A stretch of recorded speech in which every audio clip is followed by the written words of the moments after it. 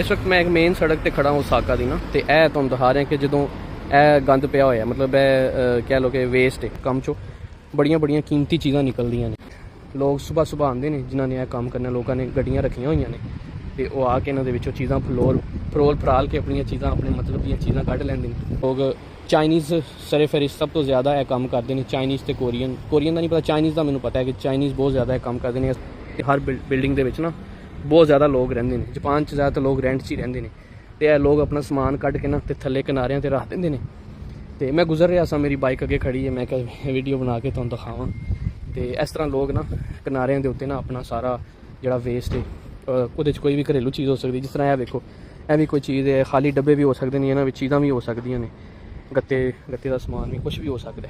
ਤੇ ਸੜਕਾਂ ਵੇਖ ਲਓ ਤੇ ਸਫਾਈ ਵੇਖ ਲਓ, ਕਿੰਨਾ ਮਜ਼ਾ ਆਉਂਦਾ ਹੈ। ਸਾਫ ਸੁਥਰੀਆਂ ਸੜਕਾਂ ਮਾਸ਼ਾਅੱਲਾ। ਧੁੱਪ ਅੱਜ ਖਤਮ ਹੋ ਗਈ ਹੈ, ਬਸ ਹੁਣ ਦਿਨਾਂ ਦੀ ਗੇਮ ਹੈ, ਦਿਨਾਂ ਤੋਂ ਮੌਸਮ ਬਹੁਤ ਅੱਛਾ ਹੋ ਜਾਣਾ। ਹੋਰ ਕੁਝ ਦਿਨਾਂ ਬਾਅਦ ਜਿਹੜਾ ਕਿ ਸਾਨੂੰ ਕੋਈ ਜੈਕਟ ਜੁਕਟ ਪਾਣੀ ਪੈਣੀ ਹੈ, ਹਵਾ ਠੰਡੀ ਹੋ ਜਾਣੀ ਹੈ। ਪਰ ਵੀਜ਼ੇ ਦਾ ਮੈਨੂੰ ਨਹੀਂ ਪਤਾ, ਵੀਜ਼ਾ ਤੁਸੀਂ ਆਪ ਹੀ ਲੈਣਾ। ਜੇ ਉਹ ਮੈਨੂੰ ਪਤਾ ਸੀ ਵੀਜ਼ੇ ਦੇ ਬਾਰੇ 'ਚ ਮੈਂ ਦੱਸ ਦਿੱਤਾ, ਐਂਡ ਤੇ ਹਰ ਵੀਡੀਓ 'ਤੇ ਮੈਨੂੰ ਦੱਸਣਾ ਪੈਂਦਾ ਹੈ। ਇਹ ਵੇਖੋ ਇਸ ਟਾਈਮ ਇਸ਼ਾਰਾ ਖੁੱਲ੍ਹਾ ਹੈ, ਇਹ ਇੱਕ ਵੱਡਾ ਚੌਂਕ ਹੈ ਤੇ ਇੱਥੇ ਲੋਕ ਕਿਸ ਤਰ੍ਹਾਂ ਧੜਾ ਸੜਕ ਕ੍ਰਾਸ ਕਰ ਰਹੇ ਨੇ। ਲੇਕਿਨ ਜਿਸ ਤਰ੍ਹਾਂ ਇਸ਼ਾਰਾ ਇਹਨਾਂ ਦਾ ਬੰਦ ਹੋਣਾ ਨਾ, ਇਹਨਾਂ ਨੇ ਇੱਕਦਮ ਗਾਇਬ ਹੋ ਜਾਣਾ, ਸੜਕ ਤੇ ਕੋਈ ਬੰਦਾ ਨਹੀਂ ਮੌਜੂਦ ਰਹੇਗਾ।